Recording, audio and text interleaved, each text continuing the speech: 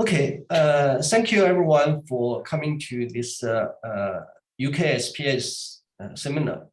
Today we have Florian from University of Waterloo. He's the associate professor in the School of Computer Science there since 2017. He's the member of the Cryptography, Security, and Privacy group there.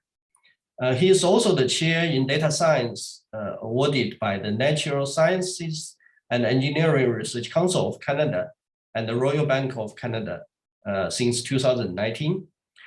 He served as the director of the Waterloo Cybersecurity and Privacy Institute from 2018 to 2021.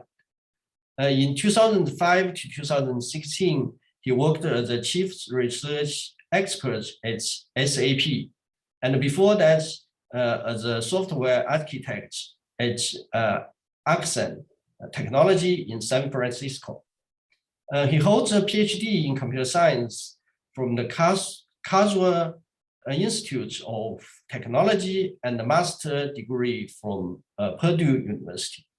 He is an ACM Distinguished Scientist and the winner of the Outstanding Young Computer Science Researcher Award from CSCAN Infocad.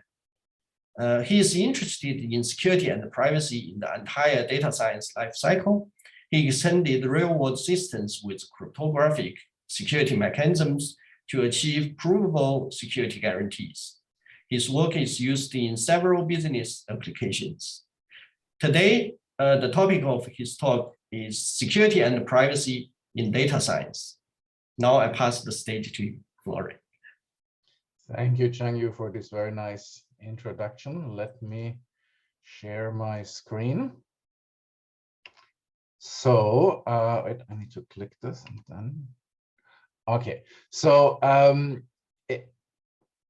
want to talk again exactly about what Changyu just said would be my interest, which is security and privacy in data science, in the entire data science lifecycle. And most of you probably have seen this picture at some point of time, that data is the new oil, right? And it's clear that big data and the exploitation of data is creating enormous economic value. And we see this in the probably hyperinflated stock prices of all of these companies that you see here. And however, there is also, of course, an expectation that these companies or this data will generate additional benefits. And this is not only true for these companies, but this is true for all companies that collect data that about their customers, about their processes and other operations. So, however, what we also see is that security and privacy sort of comes in as a little bit of an obstacle to this whole process. And here are two surveys, and they take a relatively similar sample size of around 500.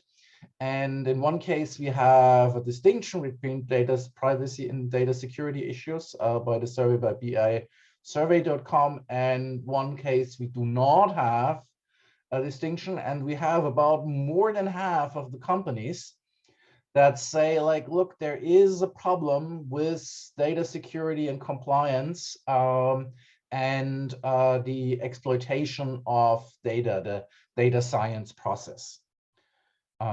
So this is becoming a problem next to the skill of getting enough people to do data science and machine learning. Security and privacy here is already mentioned as number 2 and number 4 problem.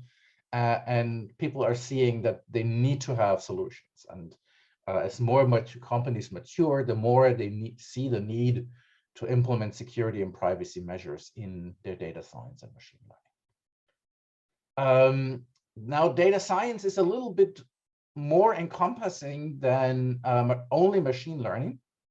And I've taken what's known as the data science lifecycle here from my colleague, Tamar Özü, and it starts with data collection, where we collect the data, then the data is being prepared, it's corrected from errors, it's linked with other sources in order to make it usable. But before we can use it, we need to store it and access it, and therefore we have some data management system. And in the end, we do some machine learning, some data analysis on top of that, using those data management systems. And the resulting model, from that analysis, from that machine learning, can then be used in some data inference stage and can be used to make useful predictions based on the data that we have collected and prepared and then lately at the end analyzed. So what we see is that the security and privacy challenges in each of those phases are a little bit different. So each of those processes has its own data security and privacy challenges, and different methods have been developed to deal with these data security and privacy challenges. And I want to talk about 3 of those challenges, selected challenges that I have been working on, one in data collection, one in data management, and I would say probably in data analysis, the last one, and show the things that have been done that we have found. So I want to start with data collection in the flow of the data science lifecycle. I actually took the term input secrecy using multi-party computation and output privacy, differential privacy, from the dissertation of Jonas Böhler, who is not on this specific publication, but of course his work has very much led the field in this area of private data collection, and based on his previous work, there is now a newest work from the students at Waterloo. So what is the problem here? The problem is that we want to collect what's called key value data. So you have a key like cat, dog, lizard, and you want to collect a sum or an average or a count or something like that for each key. However, you want to have that value in the end differentially private. And I will explain differential privacy, although I think most people here probably know what I mean by that. You want to have that value privatized. Now, you also want to have it, although it's private, in this case, private means adding some noise, you want to have it as accurate as possible. Still, you do not want to send all of those key value pairs in plain as they are, as they have been collected by these different entities, to a central server and trust the central server to aggregate them and make them private. Because you distrust the central collector. Like if you have a collection of data by large companies that we saw on the first slide, like Facebook or Google, you would want that company to implement some measures that they don't necessarily learn the non-private data. And all of this needs to be done with efficiency such that you can scale to really large data sizes. So we have a 3-prong conflict here, where on the one hand we want accuracy, on the other hand we want security and privacy, and on the third aspect we want efficiency. We want this to be fast, and now you have to find solutions that come all in between those. Of course, existing solutions could address this problem already, and a couple of those solutions I'll come to after I explain here what kind of differential privacy we use. We use, if you see the definition here, it's a definition over a randomized mechanism, and we use epsilon delta differential privacy, and the probability of an output change depending on an input change is bounded by this e to the epsilon plus delta. We also use multi-party computation, where a number of parties jointly compute a function. And we do that using secret sharing, and we do that with a specific form of secret sharing, which is actually our new contribution at this one here. So the first approach how you could solve this problem would be to use local differential privacy. So if the party that has, for example, an input key value pair of cat42 can perturb the value, which is relatively easy to a numeric value to 45. But in order to hide the key and hide the frequency of the key, they also have to perturb the key. And from a cat, it becomes, it becomes a dog. Now, this is critical, right? Because this is complicated. Changing the key basically puts that value into a different row of the database, of the table that you collect the data in. And that has a huge impact on accuracy. And there are specific works that you see here at the bottom where people have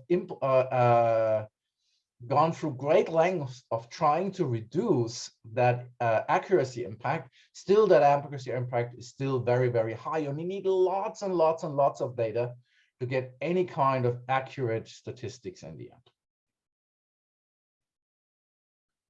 The second solution is, okay, now we have had local differential privacy. We could use multi-party computation, right? So we take the sample of the key value pair of cat42, and we split it into secret shares.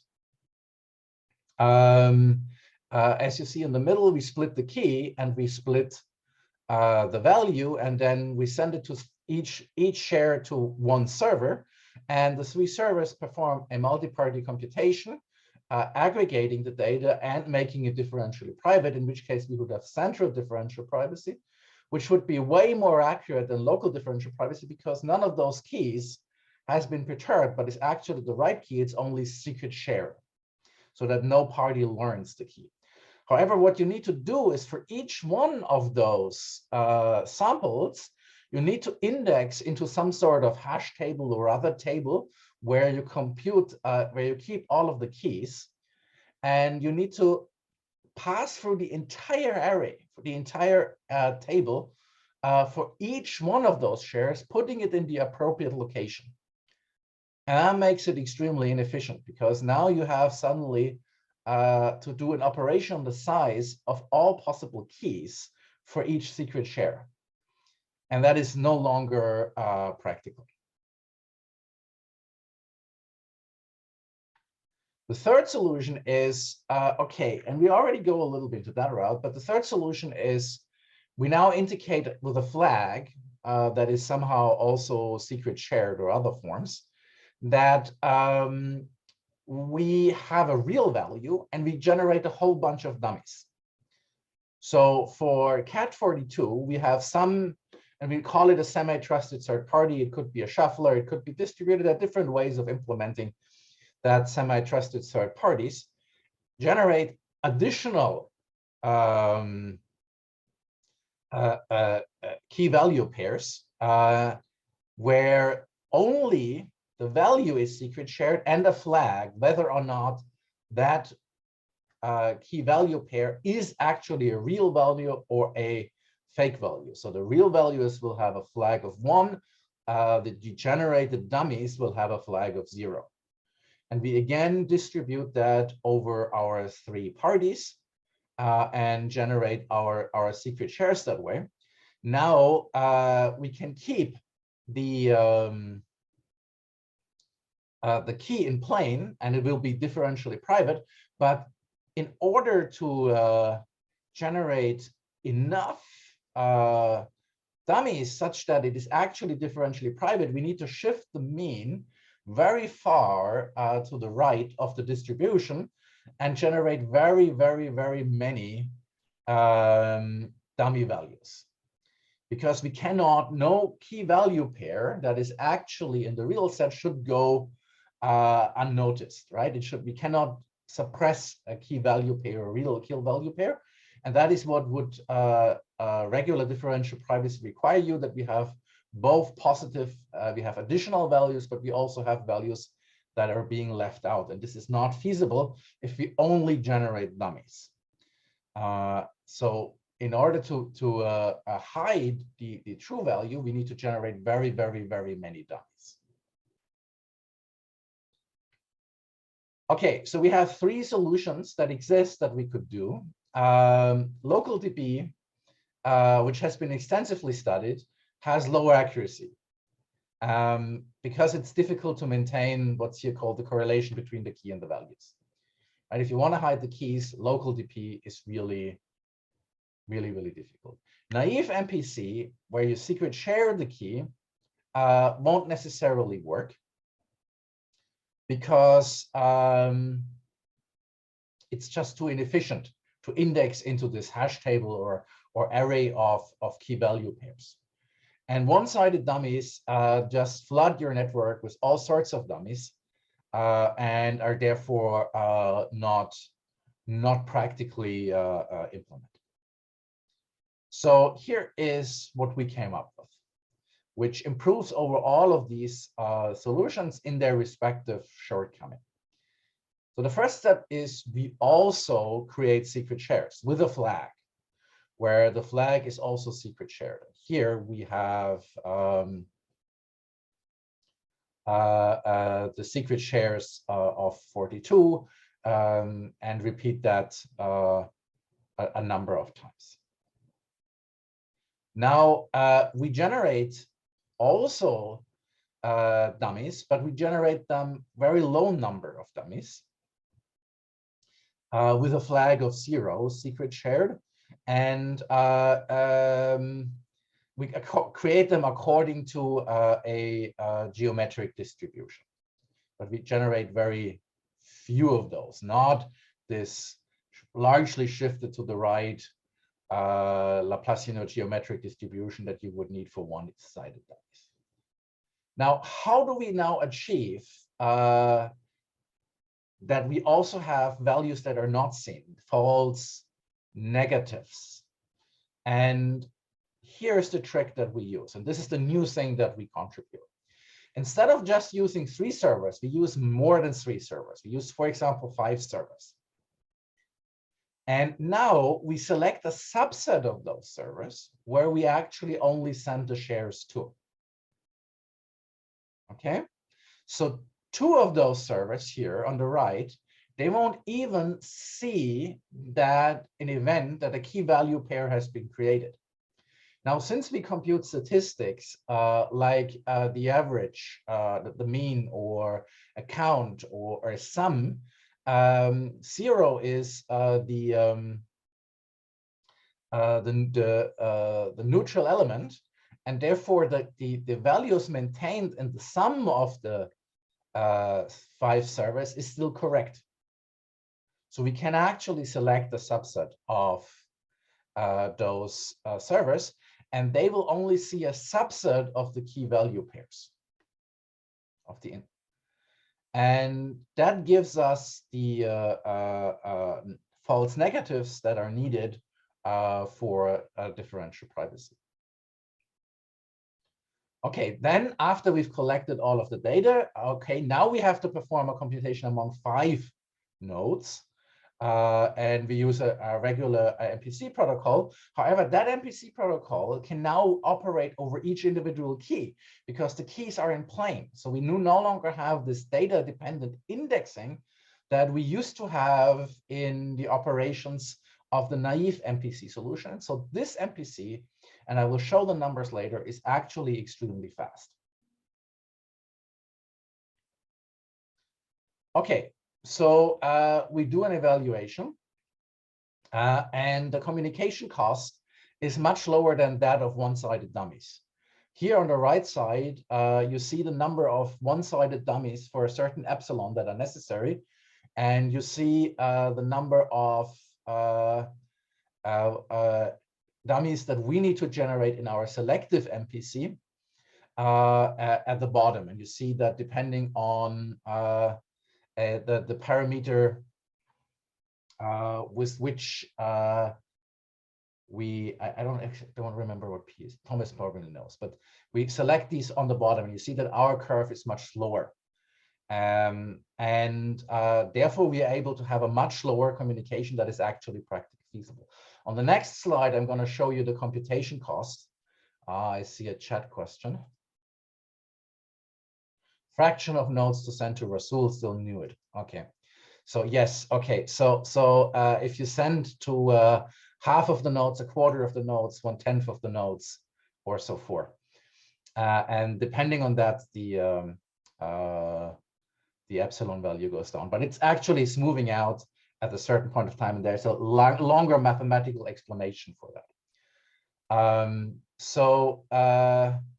The cost of the MPC protocol is extremely low, and I will show that on the next slide.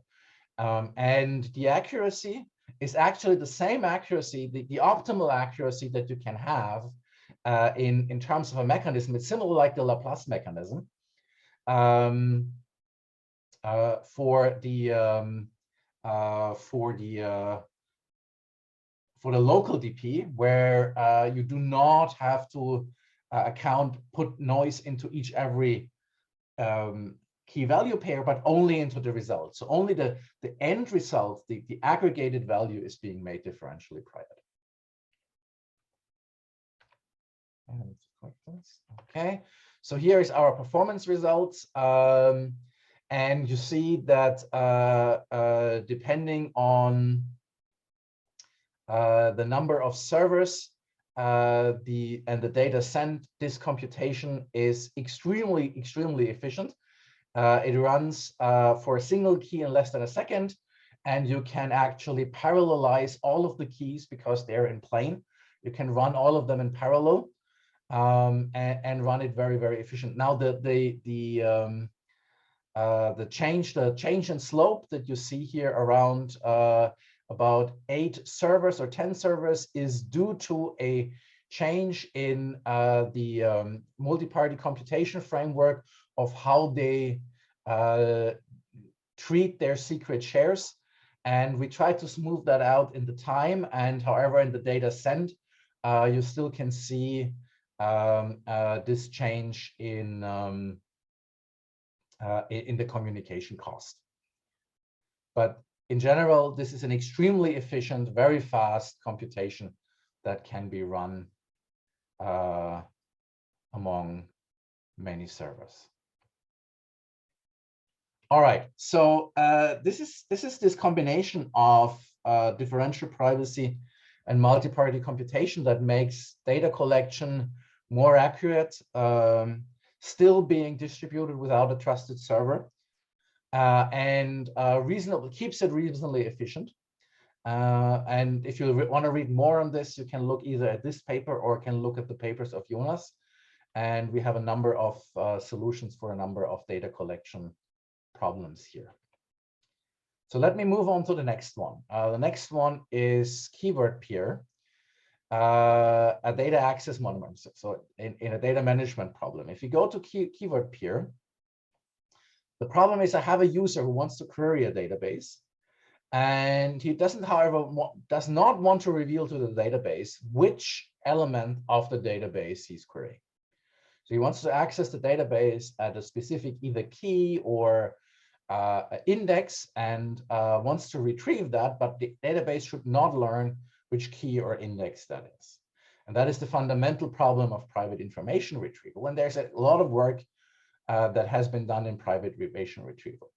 So initially, one has distinguished between single server and multi-server private information retrieval. In multi-server information retrieval, you can again only operate with secret shares. In single server, you need cryptography.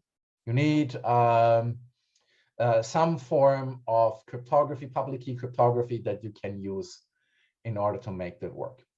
And as I already said, there are 2 variations. One is index peer, where you access a specific index, and the other one is keyword peer, where you want to access based on a keyword, where you not necessarily know at which index that is. You could always try to hash it, but then you need to first retrieve the hash function and determine which hash function to use, because the server needs to align its data that it's well balanced. And then you could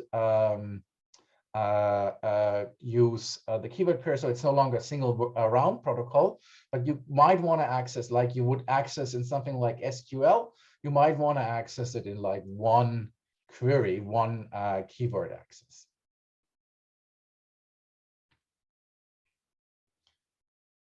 So the PIR solutions that exist are using mostly homomorphic encryption schemes. And the idea that they use is that they take what's the selection, what is called the selection vector, and send that to the server. So the selection vector is basically an array of the length of the database, which has all zeros except for the element that you want to retrieve, where it has a 1. And then the operation of the server is to take the encrypted, in most cases, selection vector and compute an inner product, a dot product, and return that to the client. Now, the sending of the selection vectors is what is currently done, and it is because it reduces the number of of operations over the ciphertext. So the user generates this vector. It usually does that in a recursive form. It basically generates a square or even a cube. It would be theoretically possible, like down here, where the database is arranged in a cube, and you have two selection vectors, one for the row and one for the columns, and you combine them in order to retrieve the element at the specific index that you select.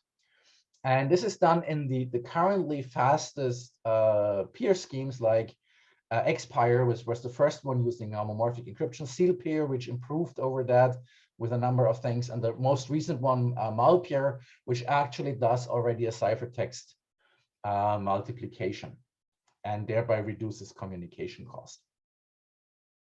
So this is the general setup that people are currently using in current PIR solutions. However, it is well known that the equality operator would be an alternative, right? So in the equality operator, parties would send the index or the keyword, and it would be compared to every index or keyword in the database, creating the selection vector, computing the selection vector on the server. Now, this seems to be a very natural protocol. However, every paper, basically SealPeer, MalPeer, and the other ones, they say like, yes, this does exist, but this is nowhere near efficient enough to be practical. It's much more practical to download the entire database than to follow this operation of computing the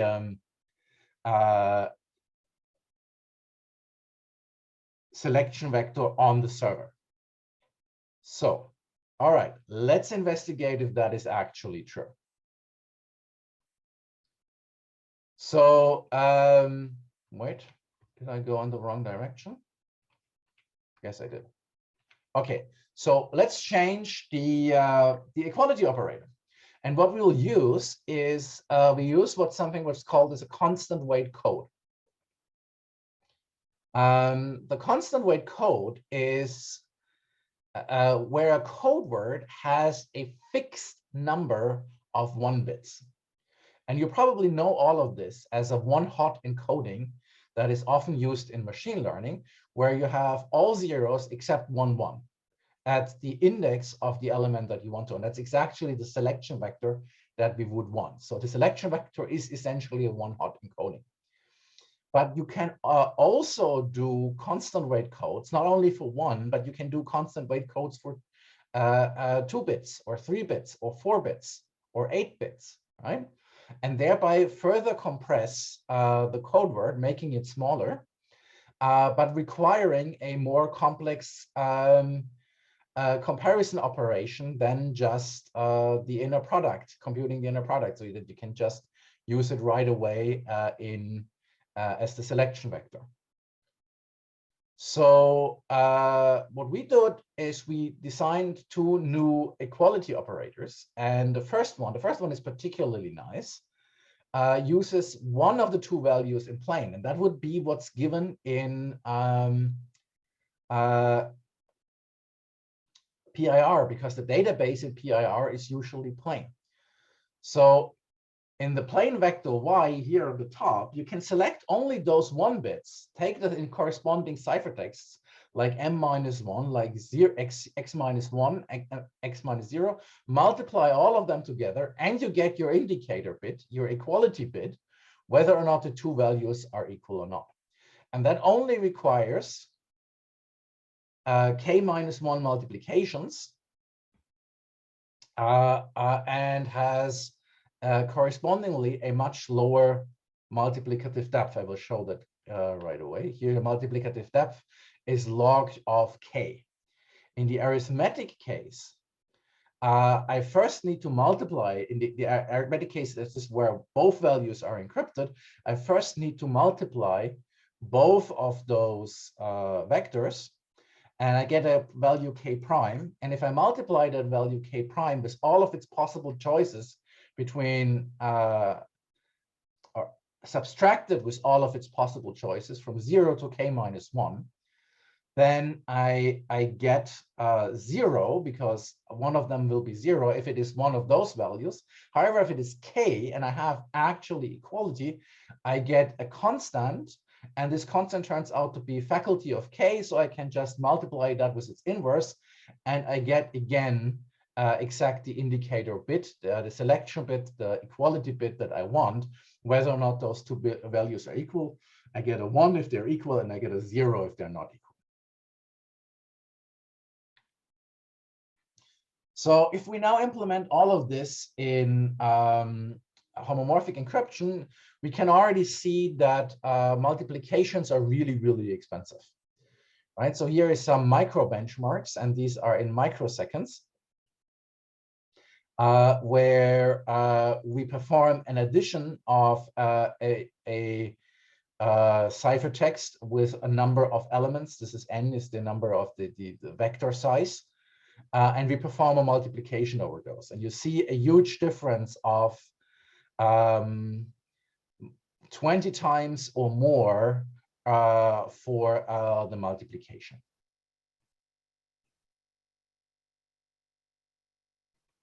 So if we now apply our scheme, we have two advantages, right? We need less multiplications. For example, we need only k multiplications. And we need have a lower multiplicative depth. That means we can use lower parameters because the noise growth is not so high. And here on the top, you see for the plane operators, the time in the best optimal time outlined in red. And you can see in green with a constant weight of 8, we get much lower comparison values, right?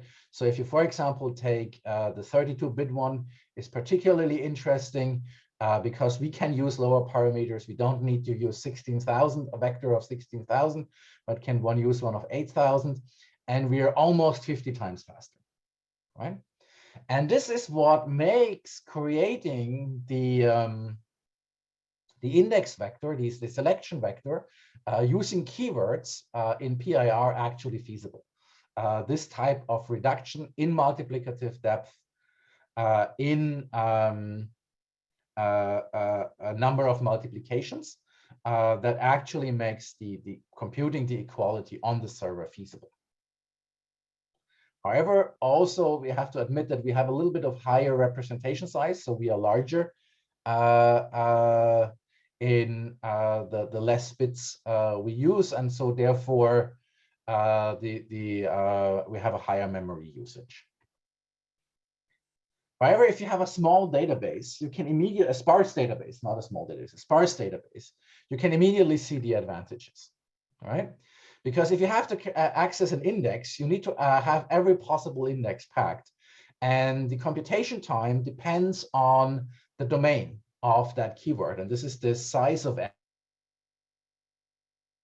S that you see outlined in red, and the complexity is down here. Whereas our operations only depend on the size of the database. So a sparse database is much smaller than the size of the keyword domain, and therefore we can be a lot faster. And this is what you can see in the results that we have here is where we actually look at the encoding size of our comparison in the constant weight versus the encoding in when you create the selection vector on the client. Now, another advantage, not only in the sparse database, even if we have a large response size, there is a point at which point in time our protocol gets faster than other protocols like Malpeer, where because once we've computed the selection vector, you can reuse it for every subsequent block. Whereas if you have one of those split selection vectors, you need to do operations, these square where you create the square or the cube, this recursive selection vector, you need to actually apply it on each of those operations. And that makes it much slower if you have very many multiple blocks, instead of just using the simple operations that we can use. And we can also parallelize, which for Malpeer, there just doesn't exist a parallelized implementation. So it's hard to speculate where exactly the performance would be. But we have compared our non-parallelized implementation in red, the Malpeer implementation in blue, and our parallelized implementation in yellow. And in any case, you can see that our PR protocol scales much better with larger payload sizes. So at about somewhere at around 250 kilobytes, we become faster. Now, this is a very important protocol feature, because there exist actually uses of PIR, for example, in streaming TV or streaming movies, where you have huge payload sizes. And these are currently only solved over multiple servers. And this would actually be a practical alternative using just one server. All right, so moving on from data management and database querying, moving on to I would call it data analysis. And we have a very interesting result here, where we can show that differential privacy does not protect against membership inference attacks as expected. Now, it still protects against membership inference attacks. It is just that you need extremely small epsilon values to get any kind of reasonable bound on membership inference. At least that is the best bound that we could come up with. So what does it mean here? In differentially private learning, I again apply differential privacy, and whether or not one person is in the training data set or not should influence the model only by this bound that I mentioned at the beginning. And somebody looking at the outcome of a model should not be able to tell whether or not a certain person was in the data set or not. So this is the exact same up that we have, is that somebody looking at the model trying to determine whether or not a certain person was in the data set or not. And this is exactly what a membership inference attack does. A membership inference attack has all of the images in the training data set, and has given a model with all of the in the training data set, and there's a sample, or there's a distribution of data which is out of the training data set, and now the attacker gets one picture, this specific picture in the middle, and the model, nothing more, just the picture in the middle and the model, and should now determine, is this picture and the model in the training data set of that. In the picture in the middle, in the training data set of that model. That is the question a membership inference attack has to answer. Now, it seems natural that differential privacy, just the way I presented it initially, would prevent membership inference, right? Because the influence of any member in the training data set on the model is bounded. Yeah, so any training data set sample can only have a bounded impact on the model. So you would say, okay, this naturally leads to protection against membership inference. And indeed, Yom et al. They first designed a membership inference attack, which is quite effective. And they gave a proof that differentially private learning, in this case with differential private stochastic gradient descent, bounds the success of any membership inference attack. So they have a proof that differential private learning bounds the success of any membership inference attack. Subsequent to this work, people have actually investigated how does this happen in practice. And here you see the epsilon bound of the derived by Yoms et al.'s proof. And you see the actual success of membership inference attacks on the right, depending whether or not they have been trained with RDP or other versions of DP. But you also see that there's a huge gap between the bound and the actual success rate of membership inference attacks. And you have two different attacks. You have the Shokri type attack, which is a little bit older, and the Yoms attack on the right. Now, a conclusion that has been drawn from this type of work is actually you don't even need to use high privacy regimes, low epsilons, in order to protect against membership inference. Actually, it would be okay to just perturb a little bit and then assume that the protection is strong enough to give you a low success rate of the membership inference attack. However, it is already relatively well known that differential privacy has issues when the data is not independently identically distributed. And there's a whole bunch of works around this problem. And if we look at run some experiments with non-IID data on membership inference attacks, and we just use the Yoms attack, which is the average or the optimal threshold attack, or the shadow model attack, which is Shokri's attack, and we take an existing real-world data set from this UCI data sets. Everybody knows this. It's very common in machine learning and other tasks, the adult data set. And we split it on the education attribute. And we remove actually the education attribute from training. But we split it according to the education attribute.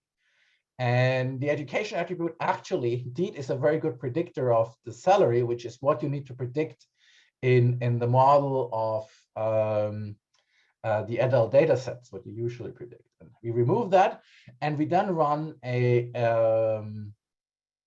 membership inference attack on that. And I have not shown, I don't have the bounds in this case, but you can already see that even extremely low values of epsilon, the membership inference attack for a really strong split, where the split is basically exactly according to the education attribute, is no longer 0, right? So we actually have a pretty successful membership inference attack at very, very, very low epsilon.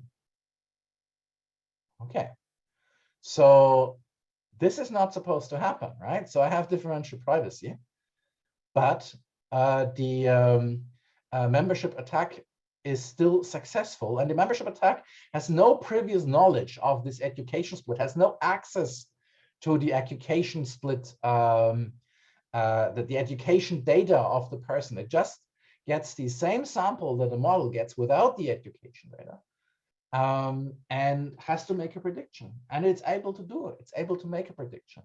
And the other thing that we see is actually the test train gap in these cases is not high, right? So we don't actually have a case of overfitting here. that you usually have in a relation with membership inference. We do not have a case of everything. The test train gap of this data is extremely low. We can do it even worse. Instead of using an attribute to split, we actually cluster the data and take geometric clusters and perform the same thing. And you see that the in the optimal threshold attack and the average threshold attack, which are two variants of Guillaume's attack, you already see that the success rate of the membership inference attacks rises very quickly, even at very low epsilon, easily breaking the bound that you have seen. Okay, so it's even clearer that if we don't do some sort of, I would call it attribute or natural split, but if you do an artificial split where we actually exactly cluster the data, the membership inference attacks gets even worse. However, we can also use real-world data, right? And in this case, we've just taken 4 different hospitals, and we can see that the blue line, which is taking one of those 4 hospitals, Cleveland, Hungary, Switzerland, or Long Beach, and comparing it to the other data sets, that already we get a very high, very quickly, very high success rate in membership inference attack. Now, the IID data also breaks the bound in this case, but it's probably a sampling issue that we haven't completely fixed. However, you see that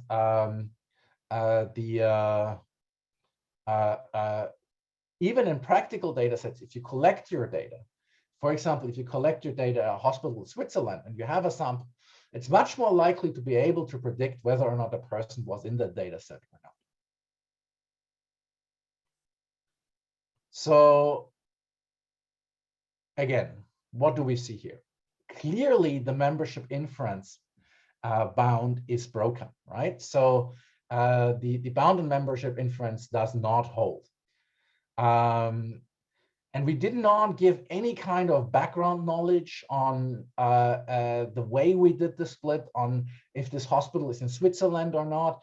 The leakage is just from the model. The model leaks that kind of information, although it is privately, differentially privately trained. It still leaks that information. The inference text gets only the sample and the model, no other background information, no, it's a standard out-of-the-box, unmodified membership inference attack. And we did not generate any data, right? We did not, like when people had to show the bound of DPSGD in the bound, that the bound is tight, where they generated these data sets and then introduced all sorts of things. We had not done none of those kinds. We took 4 hospital data sets from the internet, and we just used those, right? And already between those, if you just use the data set of one hospital, which each hospital would naturally do, you already have a stronger membership inference than you would have in case of IID data. Okay, so obviously the bound that Guillaume et al. Have produced does not hold. I mean, these experiments clearly show that this bound doesn't hold. So let's look at why would this probably be the case, right? And just to emphasize, the formalization of membership inference as Guillaume et al. Did it is wrong, and not differentially privacy is broken, right? I make no claims that differential privacy is broken. Differential privacy works exactly as expected, exactly as the method tells us. It just doesn't prevent membership inference attacks, because membership is a property of the entire data set. Yeah, membership is a property of the entire data set and not a single member. And that is where this formalization breaks down, right? So on the left side here, you see the formalization from Guillaume et al. He says, create a sample from the distribution, then choose a bit, either sample from take one sample out of the training sample, or one sample out of the distribution, and give all of that information to the adversary. The adversary should predict the bit. Is it from the training sample or is it from the distribution? On the right side, you see an experiment where we draw a sample except for one element. We draw a training data set except for one element out of the distribution. Then we draw two data elements. We now choose a bit and put either one of the two elements into the training sample, train the model, give the model the sample, the example and all the other parameters to the attacker. And now he's supposed to say, has it been trained on data set A or data set B, data set 0 or data set 1? Again, predict the bit. Now on the right side, differential privacy protects you. The bound on the predicted bound for differential privacy for the experiment on the right side works. On the left side, it only works if the sampling in the first line from the distribution is IID. If it is IID, you can take the example on the left and reduce it to the one on the right.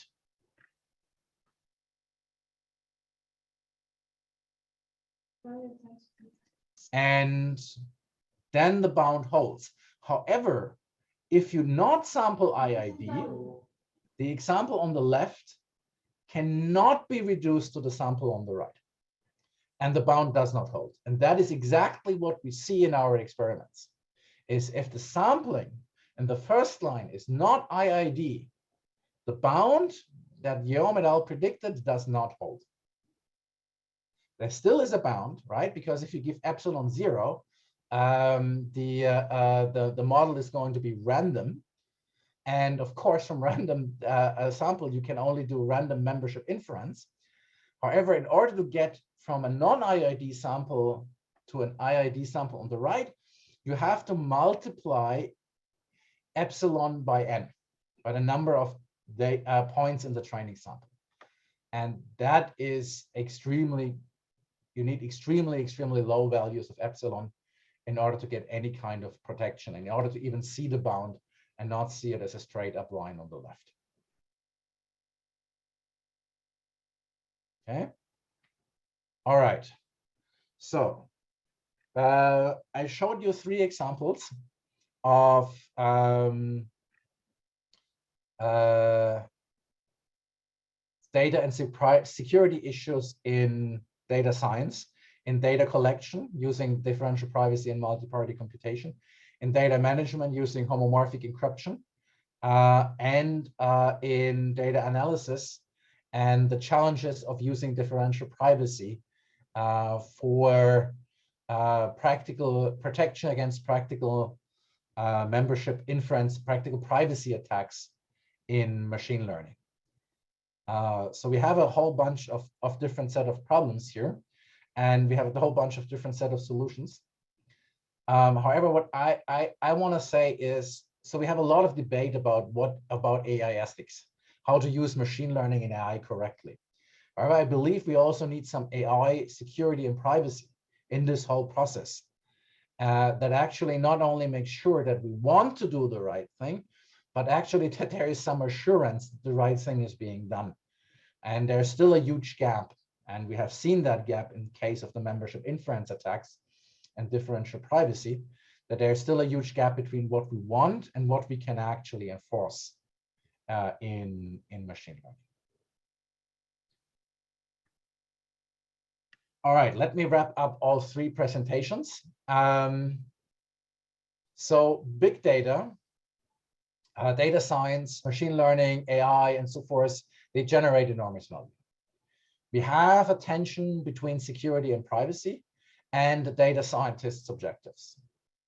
And we see different solutions and different life cycles. I presented some today. I presented selective MPC, which makes data collection more accurate at the same privacy level with high efficiency. I showed you constant weight code words, which make querying a database without any type of leakage in certain circumstances, particular keyword queries, very, very efficient, much more efficient than state of the art. And I try to clear up some misunderstandings about membership inference attacks and how they actually relate to differential privacy. But these are only 3 examples of all of the challenges that we encounter in data science, in security and privacy. And we see a rapidly developing field, many people contributing, which is a great thing, and many more open challenges that need to be tackled. And with this, I would like to conclude my talk. Thank you, Florian. It's really nice. We have already a question from Victor. Victor, do you want to ask a question yourself? Hi, I'm Victor, a professor from Milan University. Thank you for your talk. It was quite comprehensive. I understand the time constraint. So my question is regarding to 3D, because the reason is that when we are talking about data science these days, we are talking about spatial data, 3-dimensional data. So your solution focus a lot on 2D. You know, it's kind of matrices. And then you're dealing with X and Y, but now we are dealing with X, Y, Z or X, Y, Z at the same time. And then what happens is that in different sectors, because I work in different sectors, like in biomedical sector, like the imaging, the brain imaging, the lung, you know, to analyze the COVID-19 is all 3D, and therefore we have to do the slicing and we have to do analysis in 3D. So your solution only seem to deal with 2D. My question is that how are you going to do with 3D? And let's say now, if there are demands that they require you to measure or process 3-dimensional data, how you are going to do it? Thank you. That's a very good question. Thank you for the question. So there are a number of aspects that one has to deal with. And one of the ones is, for example, differential privacy. How do you apply differential privacy in high-dimensional data?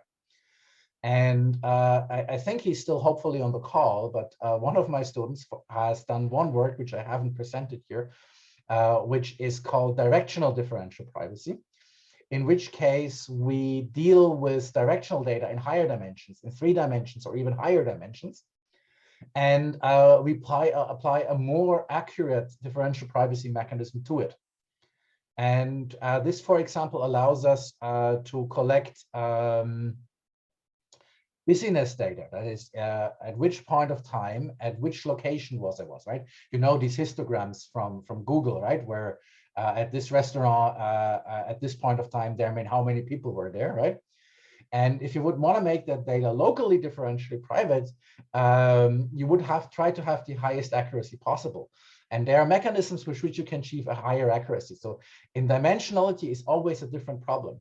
However, there are also other cases where dimensionally is not so much of a problem, right? So you can always take a 3-dimensional data and position it in some way for database access. So for example, in the PIR case, you could access each individual coordinator, or you could do range queries. There exist solutions for range queries where you can do that.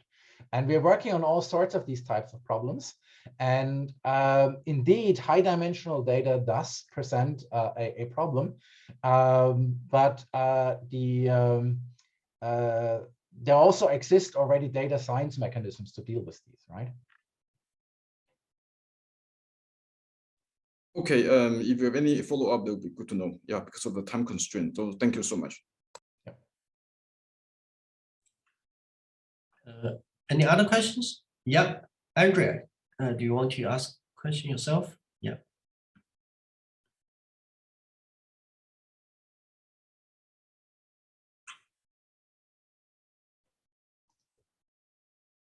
Hi, can you hear me? Sorry. Yes, I can hear you. Hi, sorry. Yes, I was trying to activate the camera, but like I think Zoom freezed. So thanks a lot for the presentation. I have a question regarding the last paper you presented. So basically, if I understand correctly, let's say the takeaway of your results is that membership inference is a let's say data set wide property and not an individual property. So I mean, this really, I think, comes down to the interpretation of privacy that we have.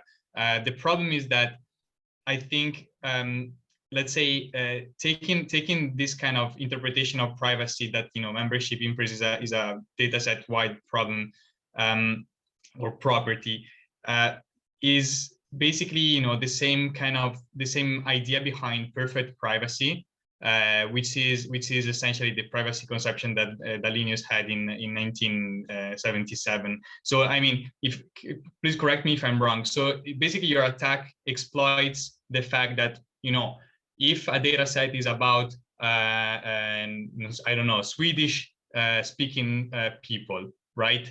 And you have my record that says, okay, I speak Swedish, then probably the attack will be able to say, okay, probably this person is in this data set because the data set is about Swedish speaking people. Now, I mean, I think it's a social question, if you want, whether this is a privacy breach. But one thing is for sure, if we want to avoid this kind of privacy breaches, then we cannot have useful privacy preserving data analysis. Can you, I mean, is my let's say, are my considerations correct in your opinion, or am I missing something? You're completely missing the point. And I know that every differential privacy person comes up with exactly that argument. What you're protecting is not privacy. I'm not designing an attack. I've not designed an attack. I've just used an existing attack that is considered by differential privacy people to be protected by differential privacy. I've just considered that attack and applied it to a data set of my choice. And the attack shows that differential privacy does not protect. So there is no notion of any kind of background knowledge of Swedish speaking or any kind of education attribute in the attack. The attack by itself, only from looking at the model of the machine learning model, picks up on those features, Swedish speaking, education attribute, right? So the model picks up on those features by itself, right? And there is no, the attack has no notion of any kind of background knowledge or not.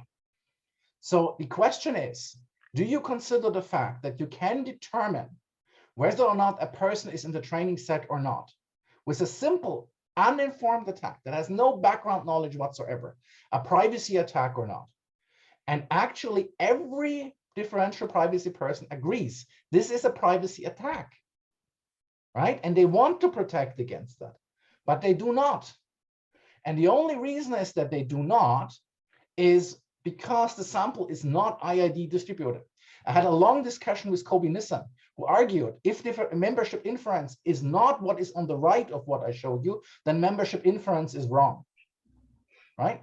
But there is effectively this attack that exists that doesn't take any kind of background knowledge, and that works despite differential privacy. Sorry, just like to specify here, we're not talking about background knowledge. Like, I mean, of course, the information is extracted from the model. So if the model kind of shows that, you know, conveys the information that most of the people in the data set are Swedish speaking, then of course this is not background knowledge. It's knowledge extracted from the model, but it's population level knowledge. It's not about the individual. And in fact, basically, like if I understand correctly, the attack that you apply, if you apply the exact same attack on the exact same data set, but removing the victim, then the attack will say exactly that, will give exactly the same answer, which will be wrong.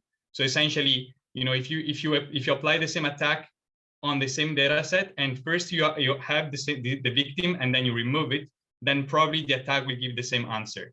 So the attack actually does not depend on the individual presence of the person, but actually on properties of the data set.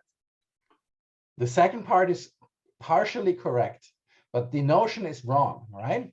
Because I don't train the model. The model is trained to predict the income, the adult income, right? The model is not trained The model doesn't even have access to the education attribute, right? The education attribute is hidden. It's underneath. You don't even know, right? If you take your sample and you by accident only get college graduates, their salary is going to be higher. And now I can predict any person with higher accuracy or not. And that, of course, depends on whether or not how many of those people are in the data set or not. Because if I replace sufficiently many of those with lower education attributes, the property is going to disappear. So it is not a notion that the notion that you exactly now try to create, which is it doesn't depend. It very much depends on the people in the data set, right? It is just that in order to remove it, I probably need to remove more than one. I mean, the fact that the attribute is not used by the model is just like, you can take my example and, replace speaking Swedish with like living in Sweden.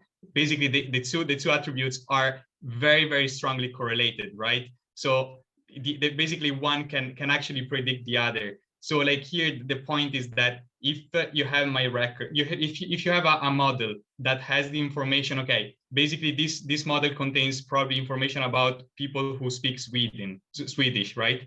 And then you have my record, and you know that I live in Sweden. Maybe you don't know whether I speak Swedish, but still, the inference of the membership will be most likely correct. The problem is that the very same inference will not be correct if I move to London and I don't live in Sweden anymore. But on average, this information will not hold because like most people who speak Sweden, like in our Swedish, are still in Sweden. And so basically the attack is not sensitive to the actual ground truth. It is sensitive, of course, to the population level 1, which on average will be correct.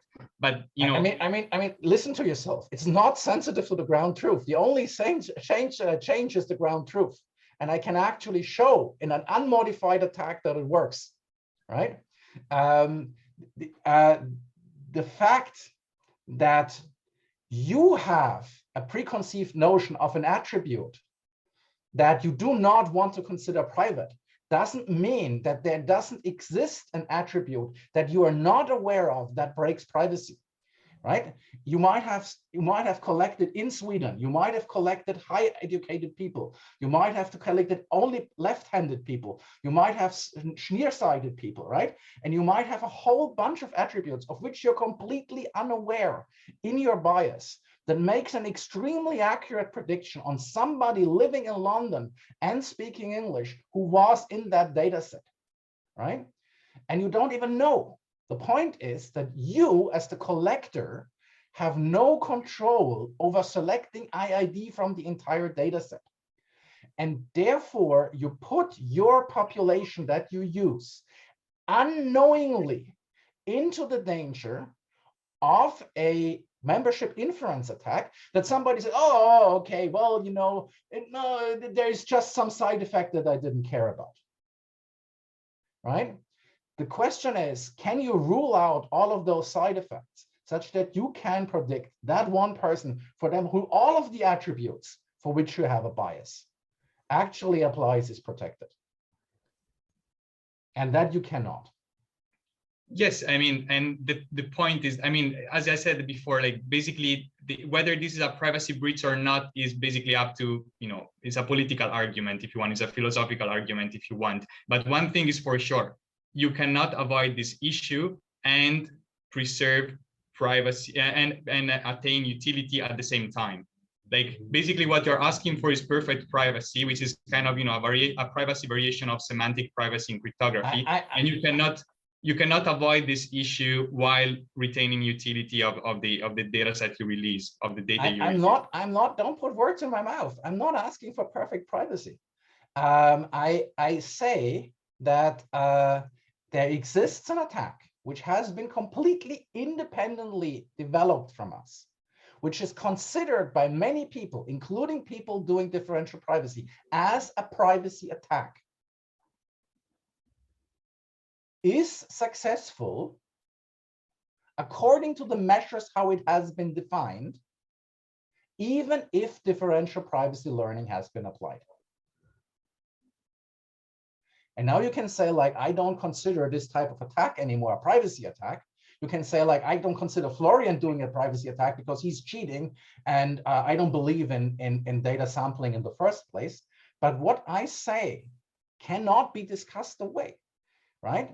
There is an attack, which I don't even claim whether or not it's a privacy attack or not, which is considered by many, including the differential privacy community, as a privacy attack, works despite differentially private learning. I mean, I think so. For the details of the sampling, I would have to read the paper. But like, I mean, I think it's quite obvious what's going on here, because, like, you know, differential privacy has a mathematical definition, and so it's quite clear what's going on. But I mean, of course, like, I guess for the discussion needs to be taken, let's say, offline, or, like, you know, in a different occasion, like I get these discussions, and I'm very serious about this. There's a fundamental misunderstanding of differential privacy, because actually not of differential privacy, of membership inference attacks. Differential privacy still works. The mathematics of differential privacy I do not attack. They work. However, a membership inference attack is not prevented by differential privacy as expected. And that fact cannot be discussed away. I just post a link from Max, which is who is you know, one of the creators of I differential know, privacy. and he's wrong. I've had this discussion before. The problem is not how you want to understand differential privacy. It's nonsense what he writes. It's basically wrong. I have a privacy attack that even differential privacy people consider, and it is not prevented by differential private learning. And this is a fact that you can redefine in your universe whatever you want to, but that's just the way it is. And differential privacy people will need to come to grips with this.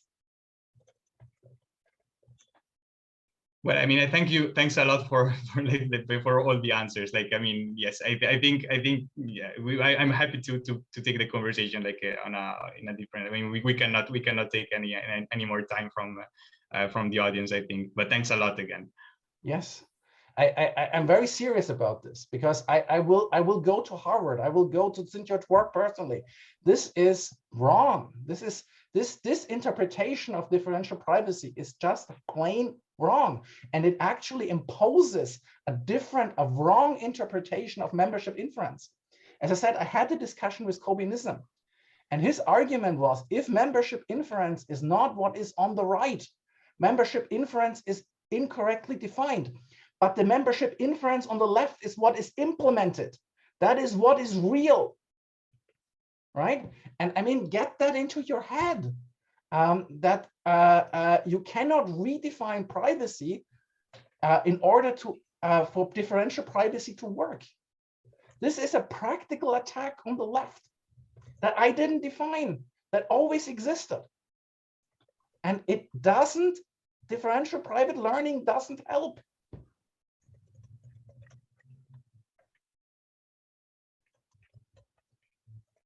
Okay, I think the discussion is quite long, and we can take it offline. I personally also quite interested in this discussion, and probably later we can have more discussion on this. And can I ask the audience, do you have other questions you want to ask?